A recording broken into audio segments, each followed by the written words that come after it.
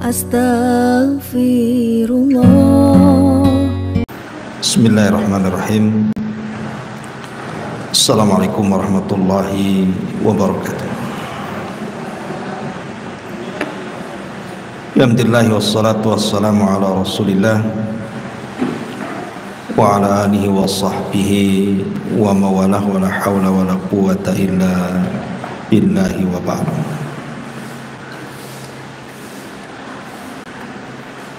Alhamdulillah, di pagi menjelang siang ini kita bisa duduk untuk bertalabul ilmi, dan kita masih melanjutkan kajian kita membahas surah Abasa wa Tawalla, dan kita masuk pada ayat ke 24. Tapi kita ulas dari ayat ke-17 dan seterusnya biar nyambung. A'udzubillahi minasyaitonirrajim. Bismillahirrahmanirrahim. Qutilal insanu ma akfara. Duhai celaka manusia, alangkah kufurnya dia. Min ayyi syai'in khalaqa. Dari apakah Allah menciptakan dia? Min nutfatin khalaqahu faqaddar. Dari setetes mani dia menciptakannya lalu mentakdirkannya. Summa sabila yassar. Kemudian dimudahkan jalannya. Summa amatahu fa akbar. Kemudian Allah mematikannya dan menguburkannya. Summa idza syaa'a ansyara. Kemudian jika dia berkehendak, dia pasti akan membangkitkan kembali. Kalla lamma yaqdi ma amar. Sekali-kali jangan begitu. Manusia itu belum melaksanakan apa yang Allah perintahkan kepadanya. Baru Allah mengatakan falyanzuril insanu ila ta'ami. Hendaklah manusia memandang, memperhatikan makanan yang dimakannya. Baik. Di sini Allah Subhanahu wa taala hendak menjelaskan kepada kita tentang kebesarannya, tentang kemahakuasaannya, keagungannya. Dan itu kita bisa perhatikan kepada dua perkara. Pertama, melihat kepada diri kita sendiri. Yang kedua, melihat kepada makanan yang kita makan. Adapun melihat kepada diri kita sendiri, Allah mengajak merenung kita. Kenapa manusia bisa kufur kepada Allah, sombong kepada Allah, kufur kepada Allah? Tidak lihat ya kamu itu dari mana? Seolah-olah Allah ingin katakan seperti itu. Kemudian Allah Subhanahu wa taala mengingatkan soal penciptaan kita. Kamu dulu itu loh tidak ada. Aku yang mengadakan kamu. Dari setetes mani, kemudian menjadi segumpal darah, kemudian menjadi segumpal daging, kemudian setelah itu dibentuk dan diberikan takdirnya setelah kelahirannya, dan Allah mudahkan. Kemudian setelah lahir, Allah juga yang membesarkannya. Sampai akhirnya Allah Subhanahu wa taala tentukan ajalnya. Summa amatahu fa akbar.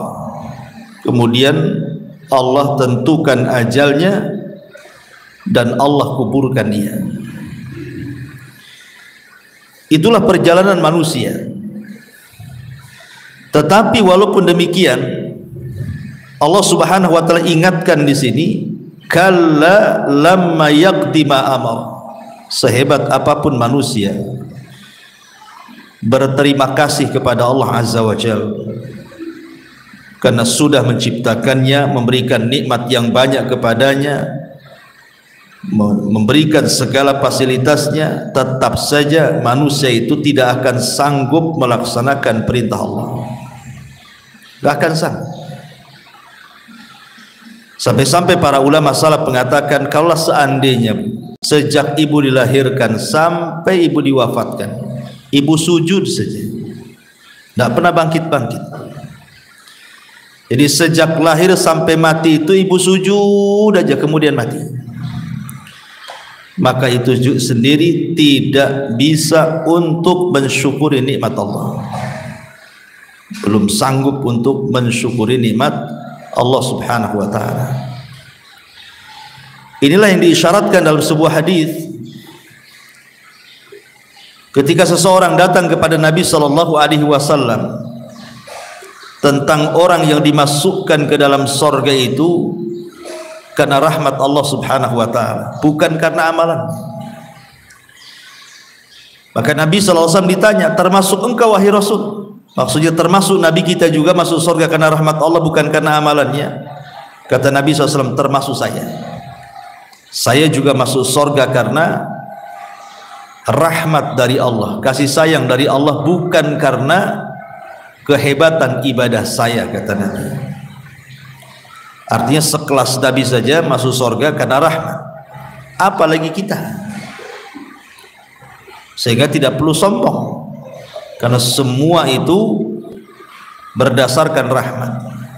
Ingat satu kisah yang pernah saya ceritakan tentang seseorang dari zaman dulu Bani Israel yang Allah Subhanahu wa ta'ala wafatkan. Kemudian Allah Subhanahu wa ta'ala berdirikan orang ini di pintu surga. Kemudian kata Allah Subhanahu wa ta'ala, masuklah kau ke dalam sorga dengan rahmat.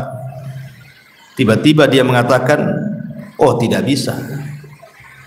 Yang masuk sorga dengan rahmatmu itu kalau ketika di dunia dia berbuat dosa kemudian bertobat, wajar.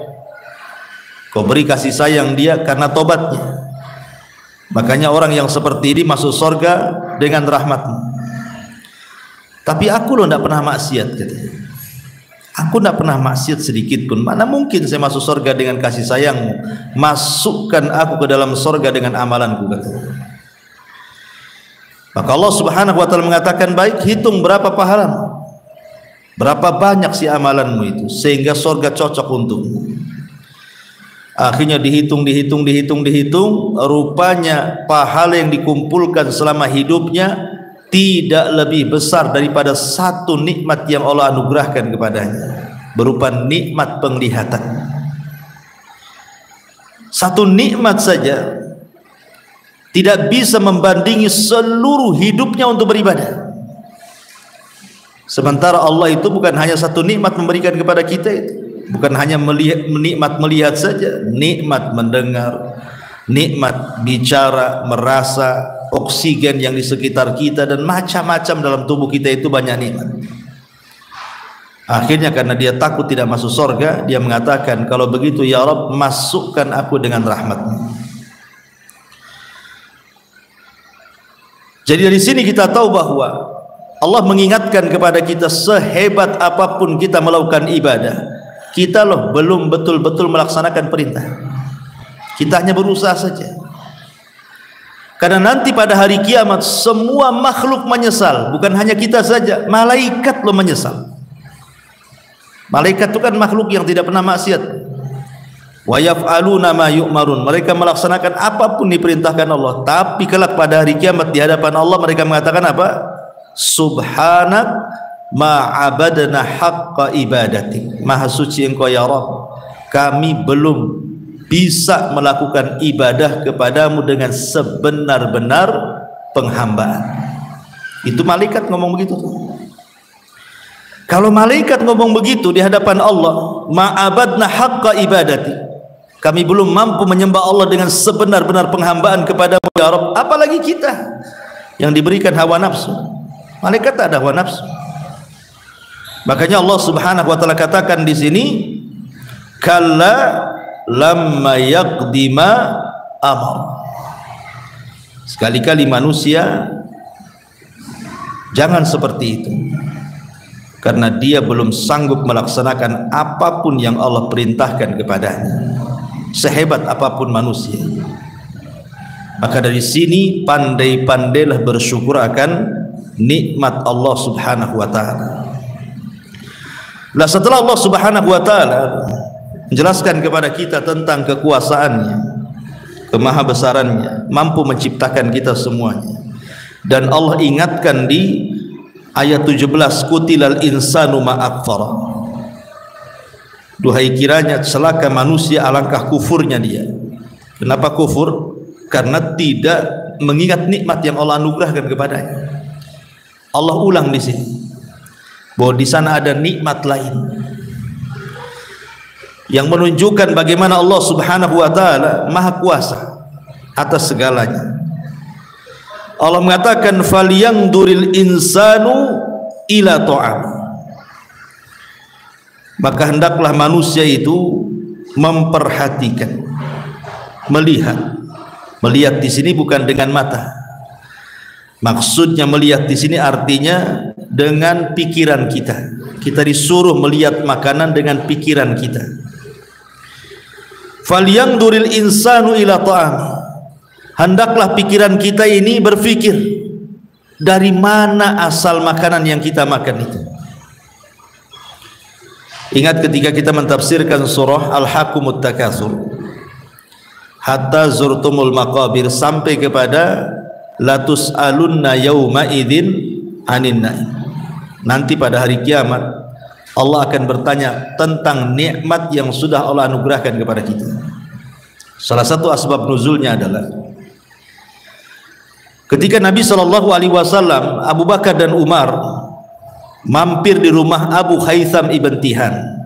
Abu Haytham ibn Tihan ini, kemudian oleh Abu Haytham ini dihidangkan kambing rebus, kemudian kurma dan air putih.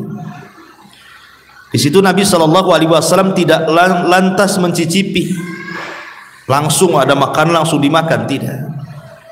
Tapi tiba-tiba Rasul kemudian menangis melihat makanan itu, kok menangis? Padahal itu waktu itu Rasul sedang lapar-laparnya itu, karena Madinah sedang mengalami paceklik, susah makan. Tapi Rasul tidak langsung makan, malah Rasul kemudian nangis. Abu Bakar ikut nangis, Umar pula bertanya, Rasul, apakah dalam kondisi seperti ini kita nangis? Makanlah. Kemudian Nabi SAW membacakan surah Al-Hakumut sampai kepada ayat ya Umar yauma idzin anin latus alunna yauma idzin anin naim. Ini makan yang di depan kita ini semua akan ditanya. Sudah bersyukur kita sama makanan ini? Bersyukur atau tidak dengan makanan ini? Semua akan ditanya di hadapan Allah. Makanya di sini Allah mengatakan falyanzuril insanu ila ta'ami. Hendaklah manusia itu melihat makanan yang dimakannya itu. Bagaimana kok bisa makanan itu sudah ada saja, tinggal makan saja. Pamannya ibu COD, anggap saja karedok atau lotek ya, atau pecel lah ya, adik kakak semua tuh. Coba lihat tuh pecel tuh, itu macam-macam sayuran ada di situ. Ada kangkungnya, mungkin pakai bayam lagi, ada lontongnya semua kan, kacangnya. Coba kita perhatikan satu-satu. Kangkung saja. Dari mana kangkung ini berasal? Dari pasar. Orang pasar ngambil di mana? Dari petani. Petani nanamnya gimana?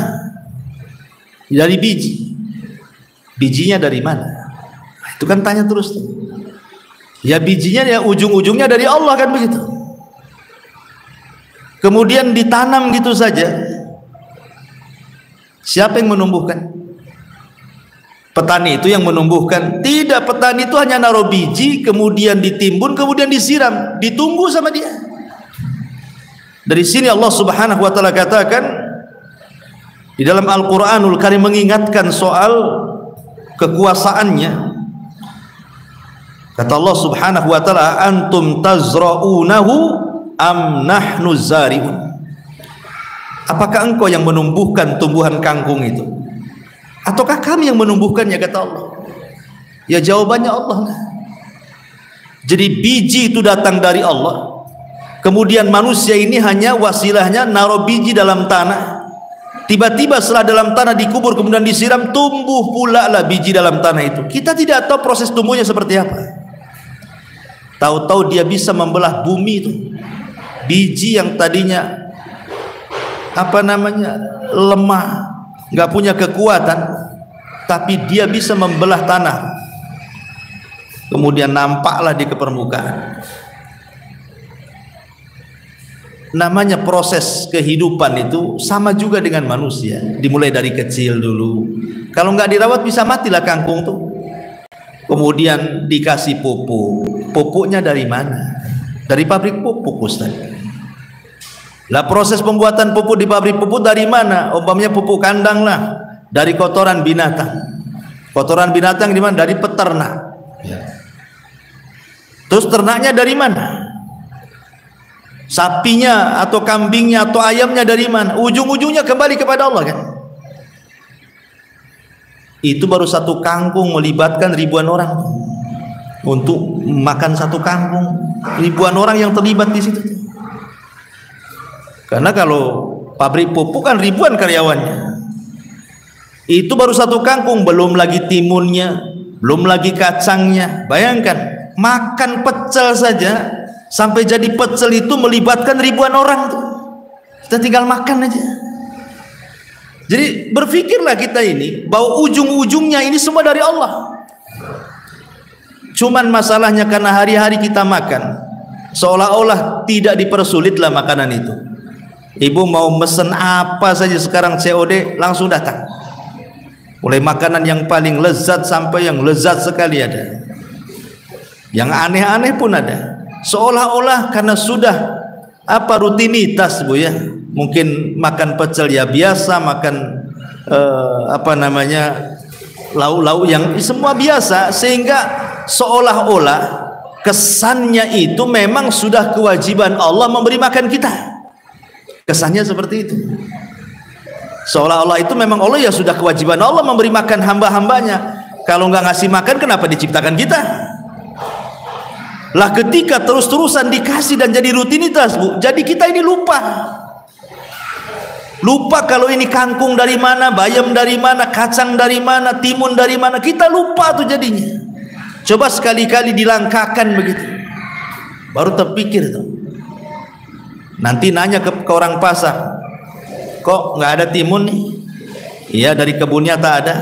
Nanya sama orang kebun, kenapa tak ada timun? Cemana gersang tak ada hujan.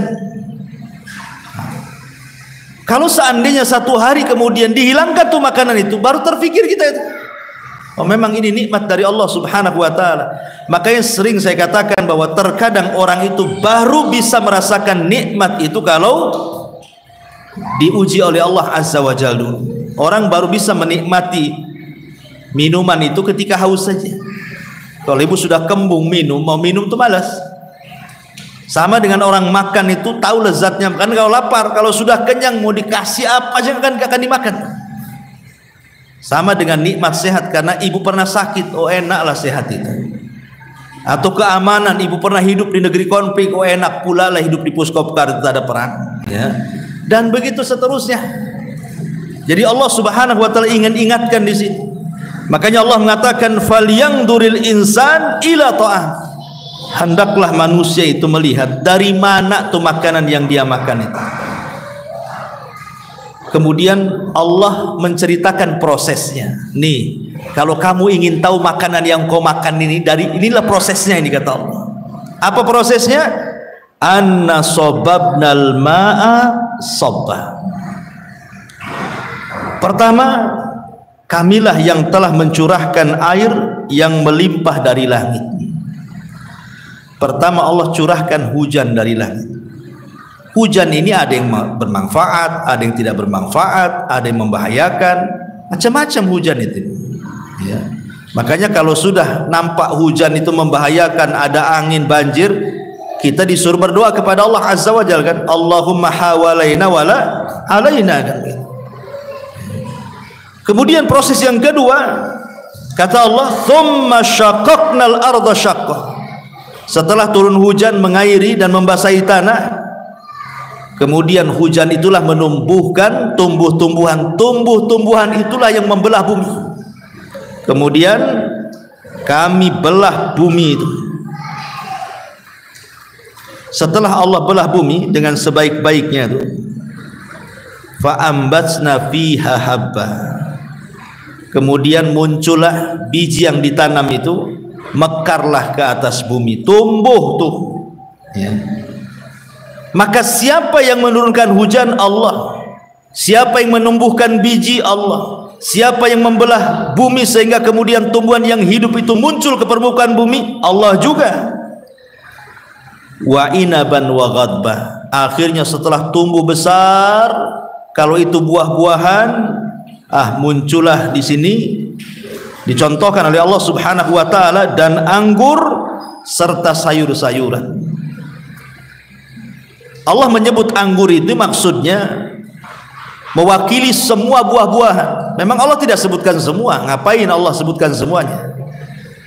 Allah hanya memberikan permisalan saja. Muncul anggur, muncul jeruk, muncul salak, muncul durian, muncul macam-macam buah-buahan. Kemudian sayur-sayuran, semua sayur-sayuran ada. Yang ibu makan hari-hari itu, yang dilalap tuh kan.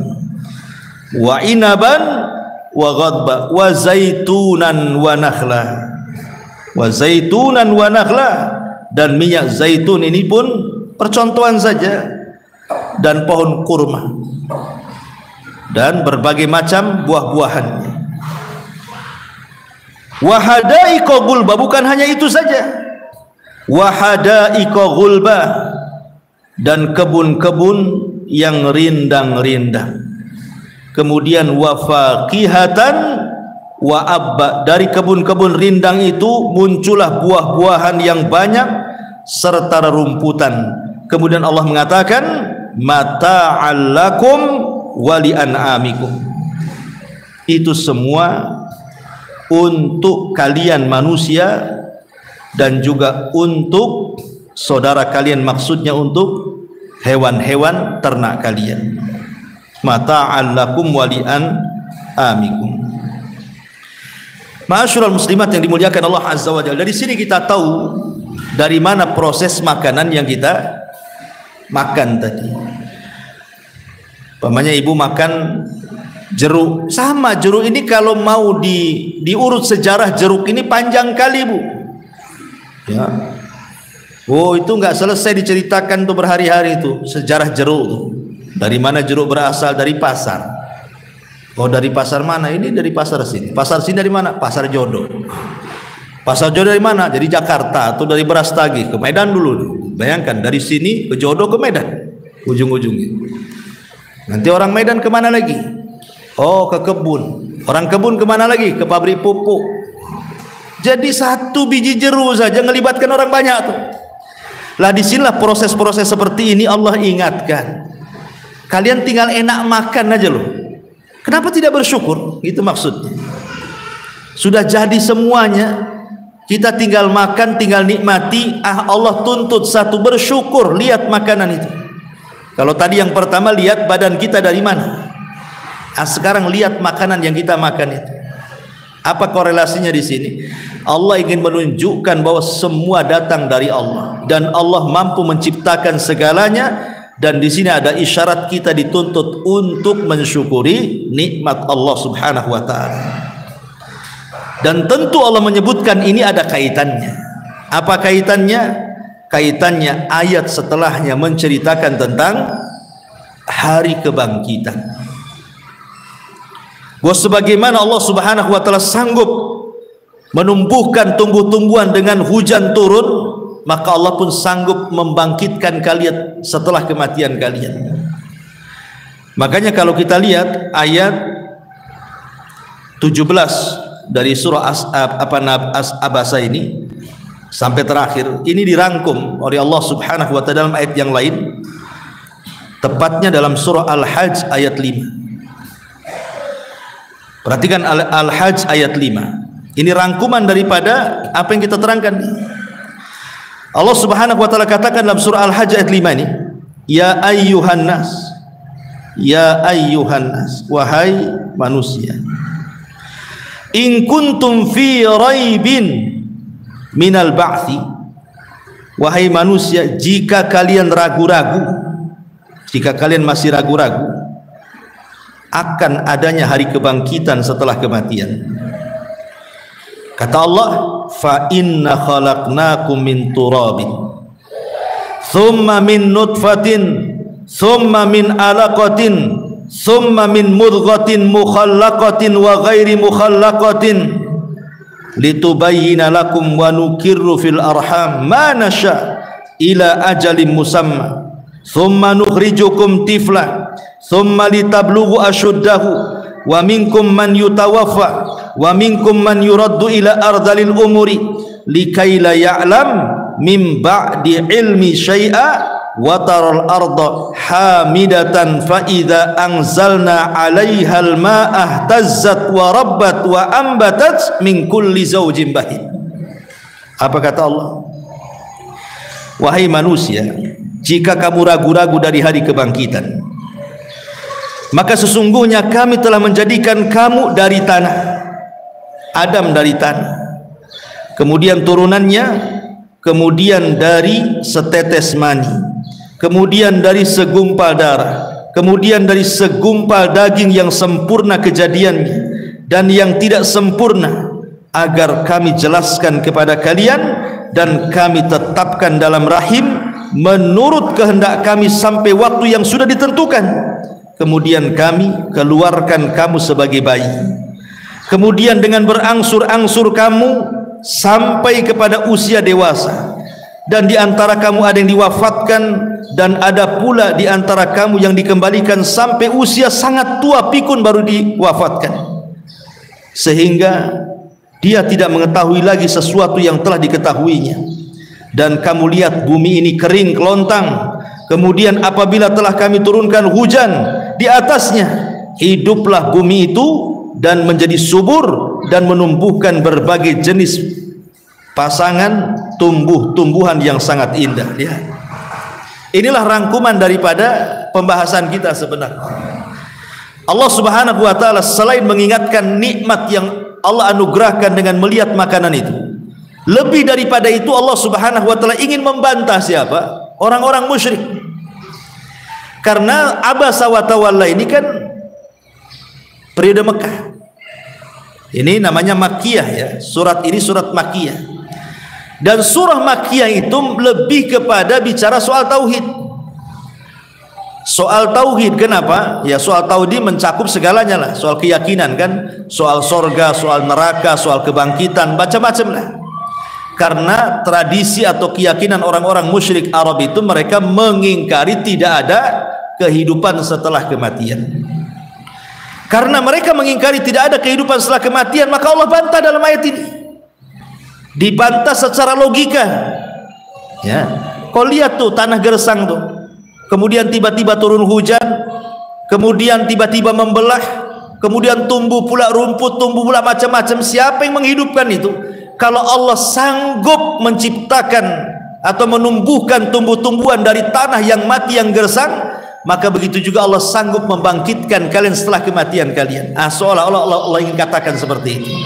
Makanya di sini lanjutnya Allah mengatakan, fa idza ja'atis sakha yauma yafirrul mar'u min akhi wa ummihi wa abi wa sahibatihi wa bani likulli imri'im minhum yawma idzin sya'nun yughni.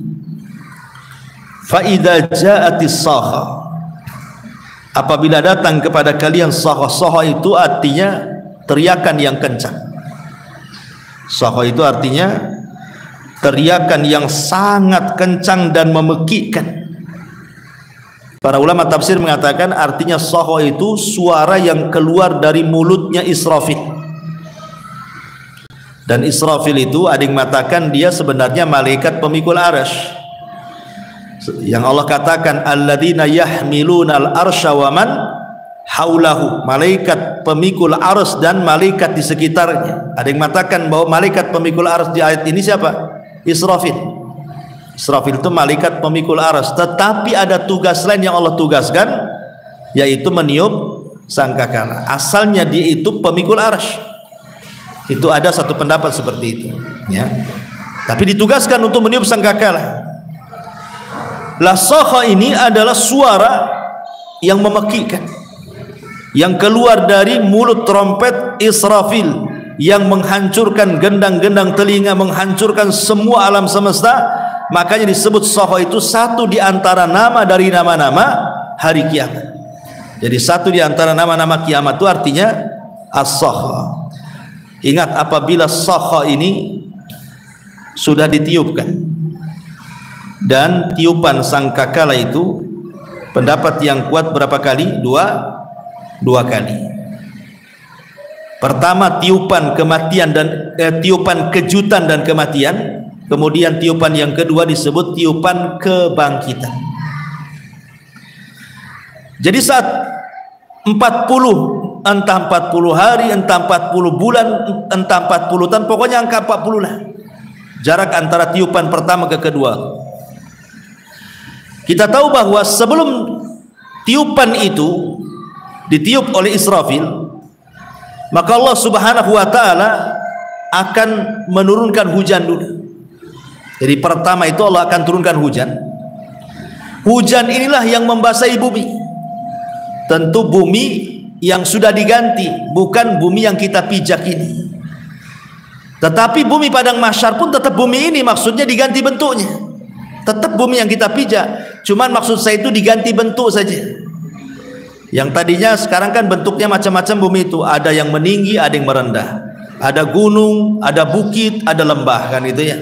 Tapi nanti setelah diganti bentuknya rata semuanya. Tidak ada yang meninggi, tidak ada yang merendah, tidak ada bukit, tidak ada lembah, rata serata-ratanya, tidak ada maklam, tidak ada alamat sama sekali. Disitulah Allah Subhanahu wa ta'ala turunkan hujan.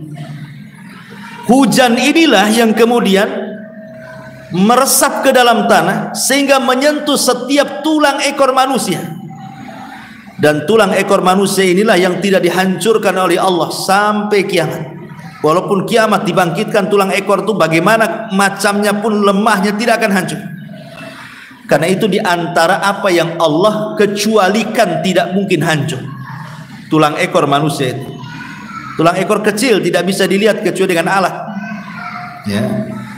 Dari tulang ekor manusia itulah yang kemudian terkena air hujan, tiba-tiba kemudian tumbuh jasad. Nah, tumbuhlah kita itu setelah kematian. Setelah kemudian tumbuh jasad, Allah Subhanahu wa ta'ala lempar dari dalam bumi ke permukaan.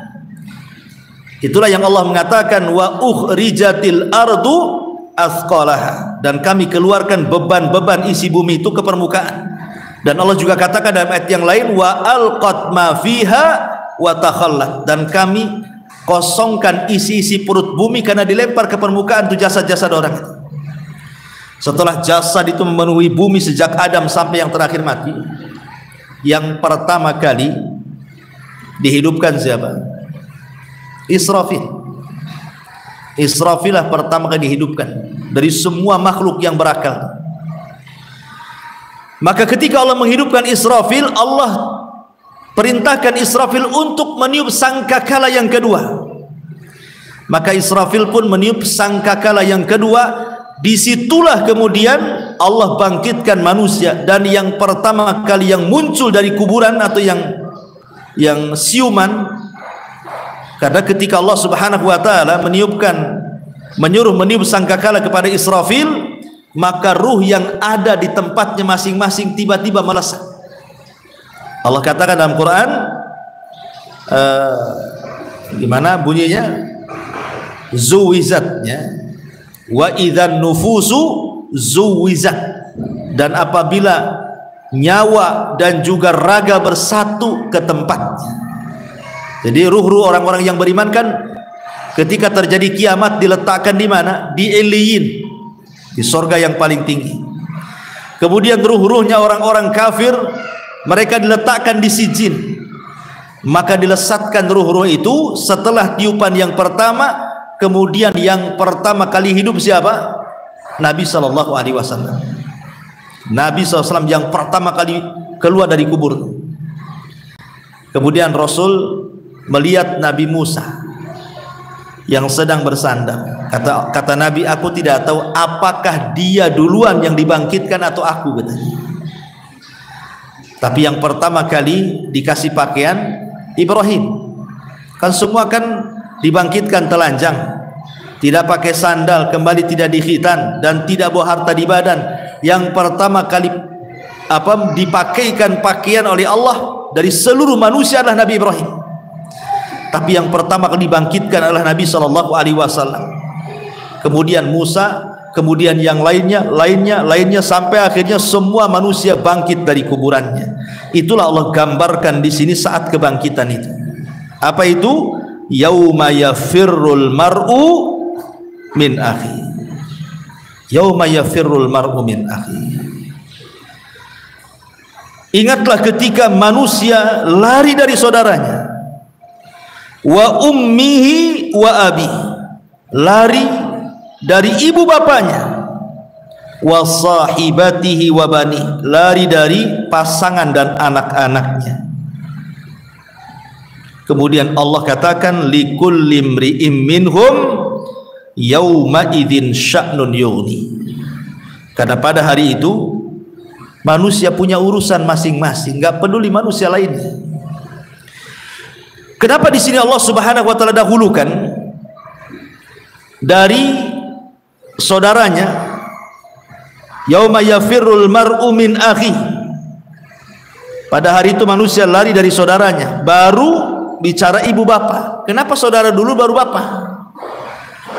Sebagian ulama tafsir mengatakan karena manusia itu kalau sudah besar itu lebih suka atau lebih dekat dengan saudaranya atau mungkin dengan teman-temannya dibandingkan dengan orang tuanya.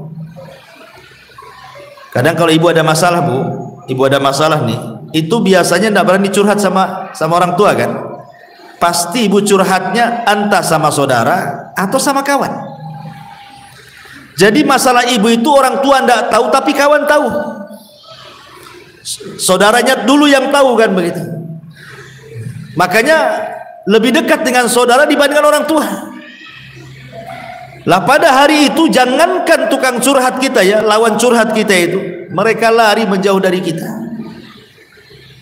Baru setelah saudara, baru kemudian ke ibu, kemudian ke bapak. Baru setelah itu ke pasangan masing-masing, baru terakhir anak. Dan ini manusia-manusia yang disebutkan oleh Allah itu adalah manusia-manusia yang kita cintai semua. Ini kan yang hidup di sekeliling kita. Mulai dari orang tua, saudara, pasangan, anak, ini kan orang-orang yang kita cintai. Ya. Terutama anak kan gitu ya. Apapun yang diminta anak itu, membahayakan mau tidak, merugikan mau tidak, terkadang orang tua itu tidak pikir-pikir tuh. Kalau anaknya mau, langsung dibelikan. Ada manfaat atau tidak, pasti dibelikan. Apapun yang diinginkan anak itu. Kenapa? Karena sayangnya kan, terlepas menyesatkan anak atau tidak, tapi lihat bagaimana kasih sayang manusia kepada anak itu luar biasa. Tapi sesayang itulah kita manusia di bumi ini, tetap dipisahkan nanti pada hari kiamat. Orang lari dari saudaranya, lari dari ibu bapaknya, lari dari pasangan dan anak-anaknya. Pertanyaannya kenapa? Harusnya kan kalau kita di dunia ini ketemu orang tua dekat, ketemu anak pengen merangkul dan begitu, saudara. Kenapa pada hari kiamat pada lari menjauh satu-satu, tidak mau mendekat? Padahal mereka sudah melihat, tapi mereka justru lari. Sebagian para ulama mengatakan karena ada kekhawatiran mereka dituntut haknya oleh orang-orang terdekat ini. Karena jujur saja, saya, ibu atau siapapun selama hidup di dunia ini, boleh jadi kita ini kurang memberikan hak kepada pasangan. Ibu kurang memberikan hak kepada pasangannya, suaminya, atau suami kepada ibu, kan begitu. Atau mungkin di dunia ibu kuranglah membahagiakan orang tua, memberikan hak-hak yang layak kepada orang tua mungkin kurang. Atau mungkin hak-hak kepada anak yang sewajarnya, yang selayaknya kita kurang. Jadi kenapa pada hari kiamat lari itu? Karena takut dituntut hak. Itu maksudnya. Karena takut dituntut hak ketika di dunia ini kurang kita ini memberikan hak kepada mereka, makanya di nanti pada hari kiamat kita lari. Tengok ibu kita bukan dekat malah lari. Takut nanti dia menuntut kita. Sini nak, kamu dulu di dunia begini, takut begitu. Makanya kita lari. Dia pun lari juga. Kenapa? Takut kita menuntut dia. Kamu nggak ngerawat saya, nggak mendidik saya, dan begitu seterusnya. Jadi masing-masing orang itu ketika melihat saudaranya, melihat ibu bapaknya, melihat anaknya, bukan makin mendekat, makin menjauh, lari sehebat-hebatnya karena takut dituntut. Ini satu penafsir. Ya. Kalau sudah takut dituntut berarti apa? Takut diambil kebaikan kita. Kan mereka menuntut kebaikan kita berupa pahala, kan?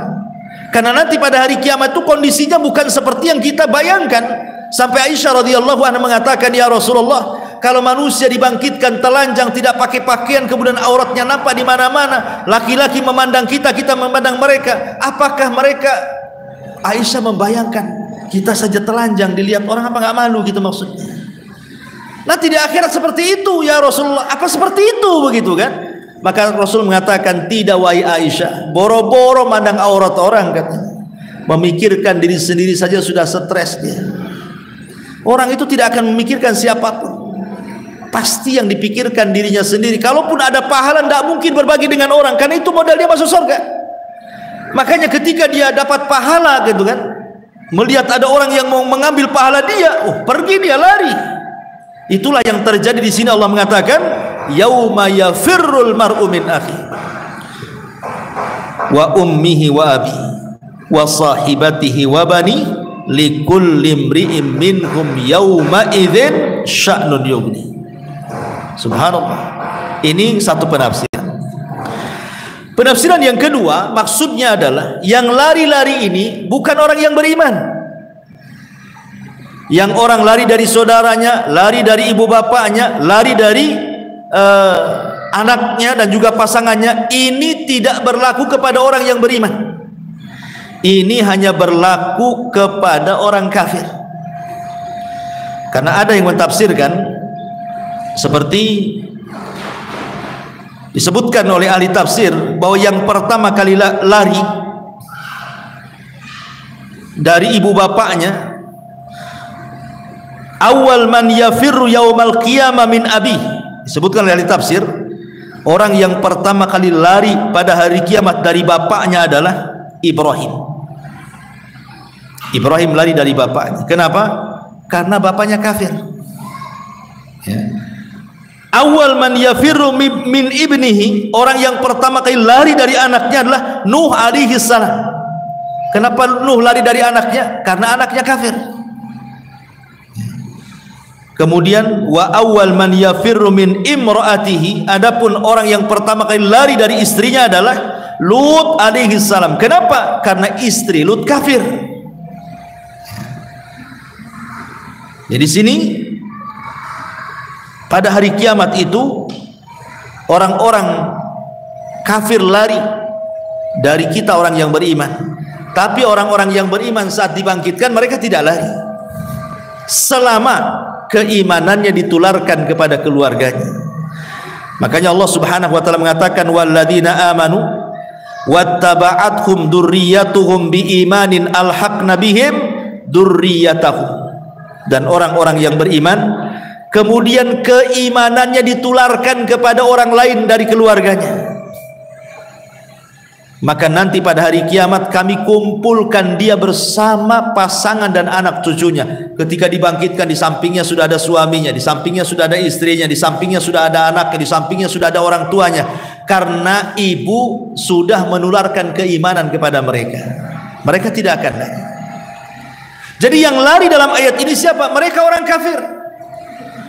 Mereka lari dari saudaranya, dari ibu bapaknya, dari manusia-manusia yang dicintainya, dan mereka ketika dibangkitkan dan lari, mereka saling mencela diri mereka dan mengatakan, ya wailana man ba'atsana mim marqadina. Duhai celaka, siapa yang membangkitkan kami dari tidur-tidur nyenyak kami. Tapi orang-orang yang beriman, mereka membalas dan mengatakan, hadza ma wa'adar rahman wa sadaqal mursalun. Inilah janji Ar-Rahman dan benarlah ucapan para rasul. Kemudian Allah Subhanahu wa taala membagi manusia menjadi dua kelompok pada hari kiamat. Wujuhu yawma idzin musfirah dhahikatum mustabsyirah wa wujuhu yawma idzin 'alaiha ghabarah tarhaquha qatarah ulaika humul kafaratul fajar. Pada hari itu ada wajah-wajah yang berseri-seri, tertawa dan gembira ria. Dan pada hari itu ada pula wajah-wajah yang tertutup dengan debu saking suramnya, tertutup oleh kegelapan, ditimpa kehinaan dan kesusahan. Mereka itulah orang-orang yang kafir lagi fajir. Ulaika humul kafarah. Kafarah ini berkaitan dengan keyakinan, karena keyakinan mereka kufur. Fajarah, dan fajar itu berkaitan dengan akhlak, karena akhlaknya rusak, otaknya rusak, badannya rusak, gitu maksudnya. Itu karena kalau kafarah berkaitan dengan syubhat, kalau fajarah berkaitan dengan syahwat. Itulah orang-orang yang rusak keyakinannya dengan kekufuran dan rusak akhlaknya dengan kefajiran. Di sini Allah Subhanahu wa taala mengatakan, wujuhu yawma idin musfirah. Wajah penduduk surga ini, pertama Allah Subhanahu wa taala sebutkan bahwa wajah mereka akan memutih. Yauma tabyaddu wujuh wa taswaddu wujuh. Pada hari kiamat kelak ada wajah-wajah yang sangat putih bersih, tapi ada juga wajah-wajah yang sangat hitam gelap. Kapan itu? Saat membaca catatan amal dia. Jadi saat membaca catatan amalnya, Bu, setiap dia melewati catatan yang baik, maka wajahnya akan berseri, akan memutih. Kemudian dibacakan lagi kebaikannya, memutih lagi, memutih lagi. Begitu seterusnya sampai akhirnya setelah selesai dibacakan itu, maka akan terpancar dari wajahnya cahaya. Musfirah. Inilah yang disebut musfirah ini. Ya, jadi musfirah ini wajah kedua akhir setelah membaca catatan. Jadi ketika kita membaca catatan, walaupun seandainya mustahil, Bu, namanya catatan itu tidak mungkin semua baik, Bu. Karena tidak ada manusia yang datang menghadap Allah kecuali bawa dosa. Tidak ada satupun manusia yang datang menghadap Allah kecuali bawa dosa. Mustahil nggak bawa dosa. Artinya kan dalam setiap catatan itu kan pasti ada catatan dosa kan. Maksudnya di sini, bagi orang-orang yang catatan kebaikannya lebih banyak dibandingkan catatan keburukannya, jadi kalau dia membaca tuh catatan kebaikannya tuh langsung bercahaya, memutih. Tapi ketika kemudian membaca catatan dosanya mulai menghitam lagi, tapi Allah tutup aibnya sehingga orang tak tahu.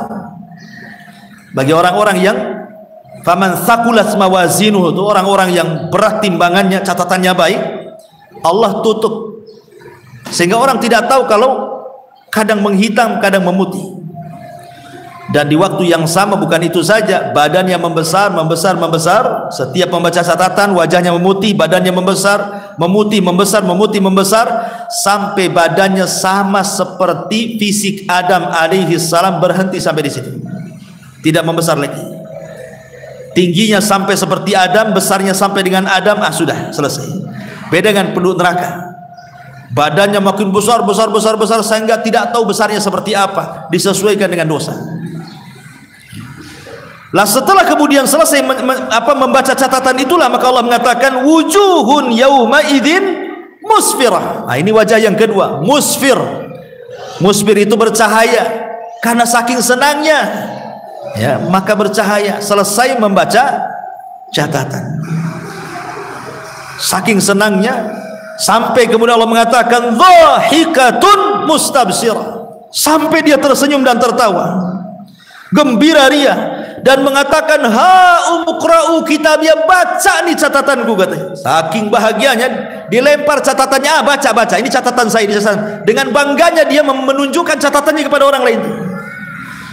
Tetapi orang-orang yang mengambil catatan dengan tangan kirinya, kalau bisa dilempar sebelum dibaca. Kenapa? Karena wajah mereka adalah wajah yang hitam. Wujuhun yauma idzin 'alaiha ghabara tarhaquha qatar. Tapi ada wajah-wajah yang tertutup oleh kegelapan, ditimpa dengan kehinaan dan kesusahan. Siapa mereka? Ulaika humul kafar, orang-orang kafir dan orang-orang fajir. Orang kafir tentu dari orang-orang kafir di luar dari agama kita. Tapi orang fajir itu masih orang muslim tetapi dia fajir, dia fasik, mungkin banyak melakukan dosa besar, dan begitu seterusnya. Ulaika humul kafaratul fajar. Wallahu a'lam bishawab. Inilah akhir daripada tafsir surah Abasa wa Tawalla. Baik, sampai di sini kita buka tanya jawab, silakan.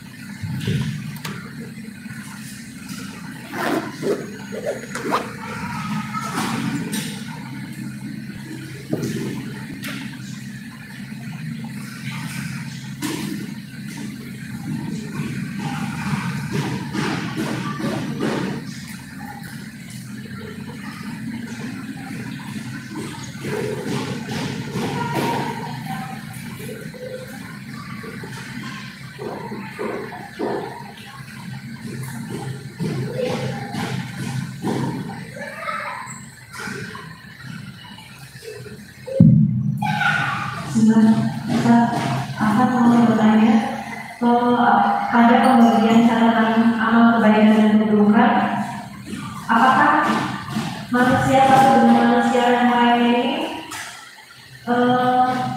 saling mengenal dan saling, ketika yang baik ini melihat catatan keburukan manusia yang lainnya, apakah mereka melihat dengan celaan satu kepada saudara yang lain? Catatan amal itu terbagi menjadi 3. Ada catatan umum. Catatan umum, semua manusia ada di situ. Semua manusia ada di situ. Kemudian ada catatan khusus. Catatan khusus bahwa setiap para nabi itu akan dijadikan satu catatan dengan umatnya. Kemudian yang ketiga ada catatan akhos, lebih khusus lagi, catatan kita sendiri. Ya.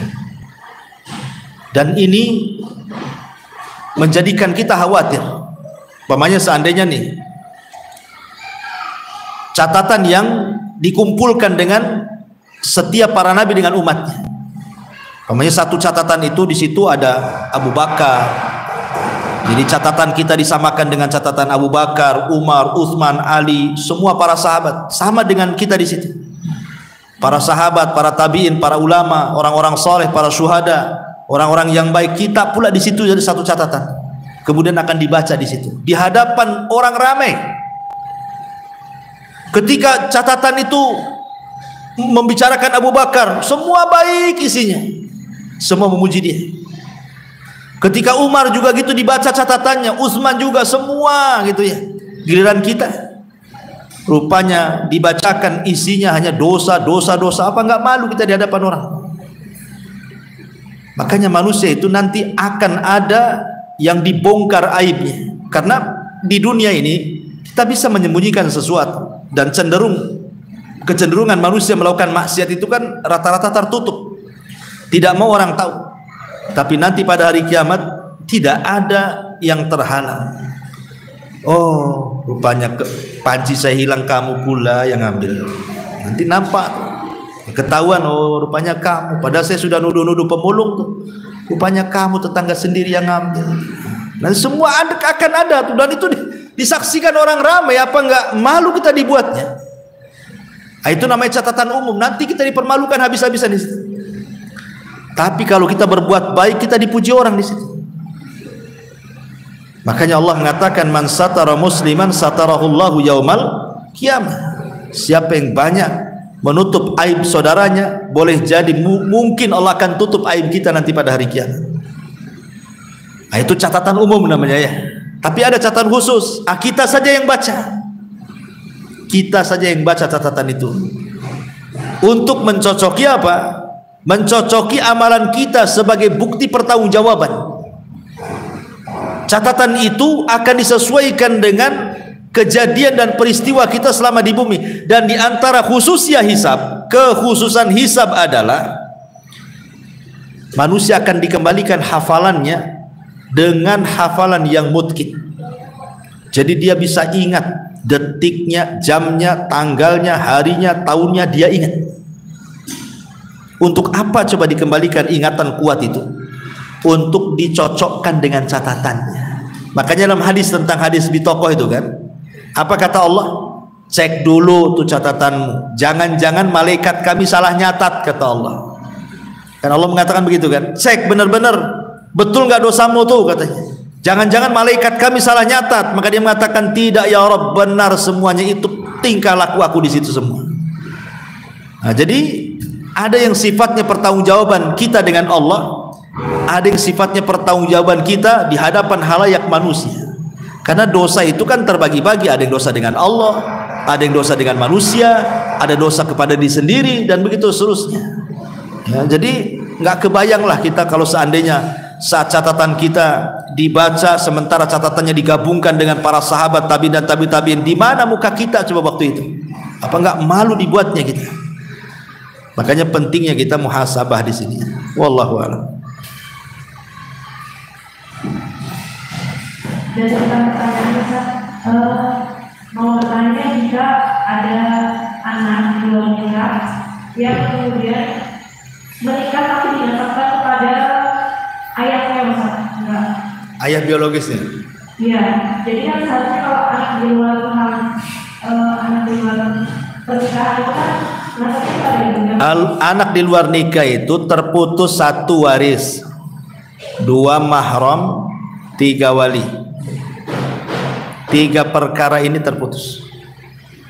Bapak biologisnya terputus ke mahromannya, terputus kewaliannya, terputus warisannya. Tetapi walaupun terputus kemahromannya, bukan berarti bapak biologis bisa menikahi anak biologisnya. Tetap haram, tidak boleh, karena ada turunannya. Secara mahram tidak bisa, tapi tidak bisa juga dinikahi. Walaupun dia bukan mahram. Kan biasanya kalau bukan mahram boleh dinikahi kan. Tapi khusus anak zina tidak bisa dinikahi dengan bapak zina, walaupun terputus mahram. Karena anak zina itu nasabnya ke ibunya. Seperti Isa bin Maryam. Boleh dinasabkan ke ibunya, Isa bin Maryam. Bukan berarti kemudian Isa anak zina, tidak, maksudnya Isa ini dinasabkan ke ibunya kan. Isa bin Maryam. Seperti nama Nabi Yunus ibnu Matta, Nabi Yunus ibn Matta. Ada yang mengatakan Matta itu nama ibunya. Sama dengan Isa bin Maryam, itu Maryam kan anak ibunya. Maka dinasabkan kepada ibunya. Gak boleh dinasabkan kepada selain ibunya. Kalau dinasabkan kepada bapaknya, ini salah dan tidak boleh, bahkan terlaknat.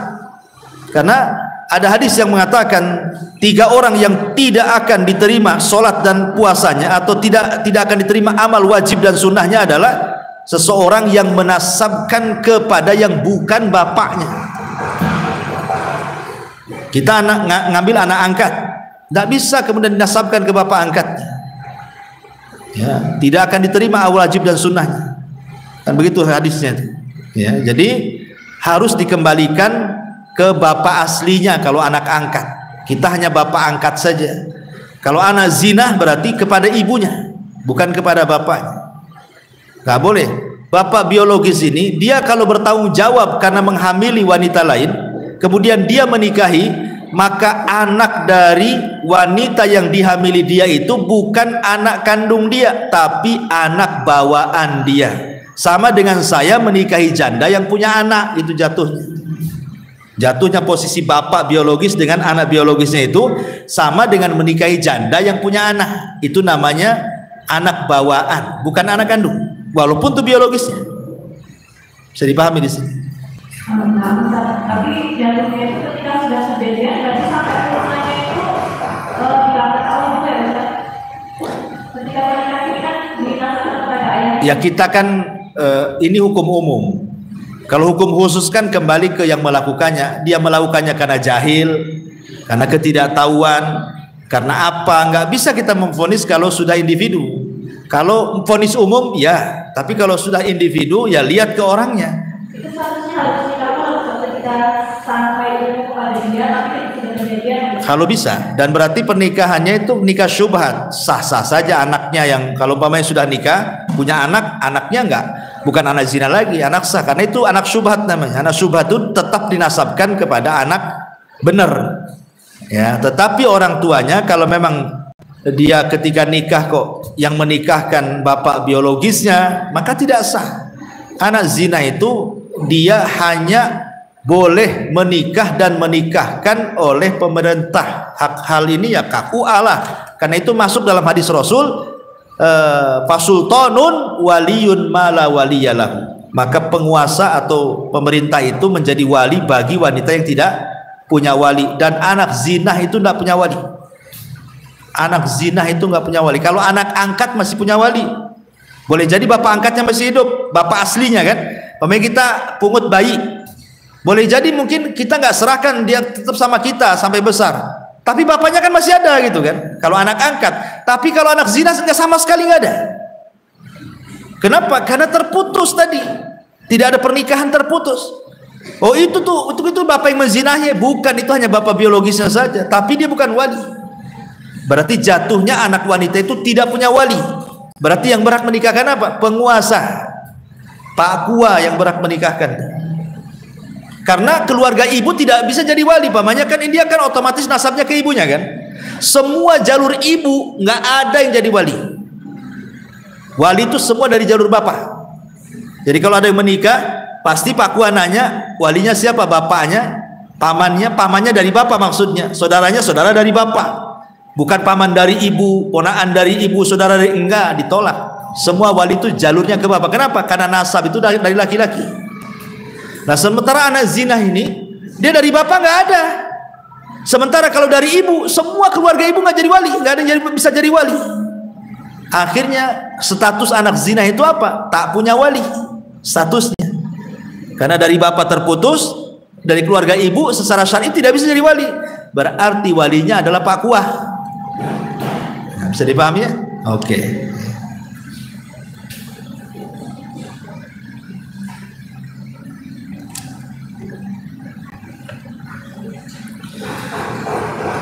Sudah ya? Cukup. Sudah ada manfaatnya. Subhanallah bihamdika. Asyhadu an la ilaha illa anta astaghfiruka wa atubu ilaik.